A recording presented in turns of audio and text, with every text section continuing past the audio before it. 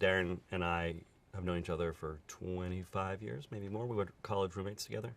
So, and then I went off and did another career, and I was a neuroscientist, and I got a doctorate from NYU during neuroscience, and I stayed in touch with my filmmaker friends, of which Darren was one, and Dan Schrecker, who's our visual effects supervisor, is another one. I stayed in touch with them because what they did for work, kind of for me, was fun. So I would, you know, in the early things, they'd ask me a question like, how far would blood splatter? And I would go, oh, I don't know, blood would splatter. So I got involved, and then when I left that, when I left neuroscience and I left academia, Darren and I started kicking around a story idea together that eventually turned into The Fountain. And by the time that movie got made, we'd been working on it for so long that I was embedded in this new endeavor. So I think the relationship that Darren and I have, I don't know if there's a model for it out in filmmaking world. Or it might be something that's somewhat unique, but I'm a producing partner, I'm a writing partner sometimes, and I just know the way he thinks, and I just do my best to help him make projects he's working on better. People always ask me, what kind of projects do you guys do? What kind of projects are you looking for? And it's always something that's never been done. I think if there's one rule that Darren would have, it's to do something that's never been done, or to do something in a way that it's never been done, because he wants to surprise the audience, entertain the audience, and bring them to a different place than they've been. Darren disappeared for 5 days and showed up with a draft of Mother that he wrote, you know, over a long weekend in some kind of fever dream moment. And it was a rough out, you know, compared to this script, it was rough in many ways, but it was all in there.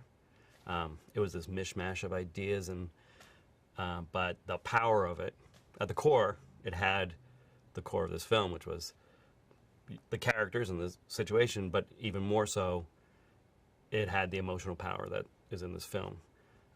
And it created the same kind of reaction that this film creates, although the film, of course, then just turns the volume up on that. But it was in there already.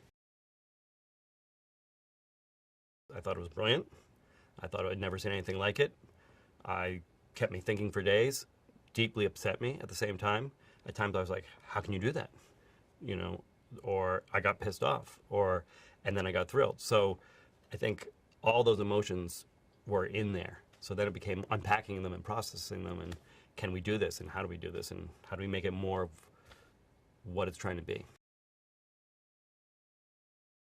When you watch her in the film, I think what you notice is she's absolutely real 100% of the time. It never, ever feels forced.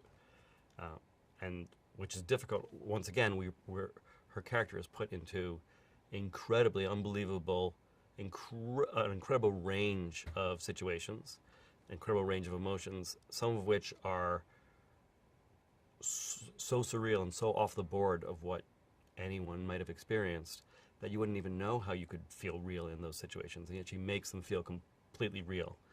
And a great amount of this film is spent looking just at her face in reaction, not even speaking. And yet you kind of know exactly where that character is at all times. And that's just, I think she's just incredibly open somehow, and she lets you feel the minutiae of the moment. The cinematographer, Matthew Libatique, he and Darren, they went to AFI together, so they went to film school together. Maddie's worked on, you know, the vast majority of Darren's films. I've known each other 20 years probably.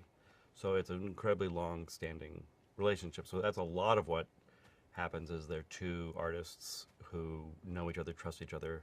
They're both incredibly passionate. If anyone's as passionate about what he's doing as Darren is, it's Maddie. So that's part of what they bring together, is they have that long-standing relationship. They have that kind of shared passion, and they have that kind of ferocity towards what it is they're trying to get done. And then you throw that into whatever challenge it is that the film brings, and Maddie and Darren are going to go at it to try and make it, you know, the best version of the film visually as it can be. So a lot of that is just that relationship, and that trusting relationship, and that shared, like I said, ferocity of artistic vision.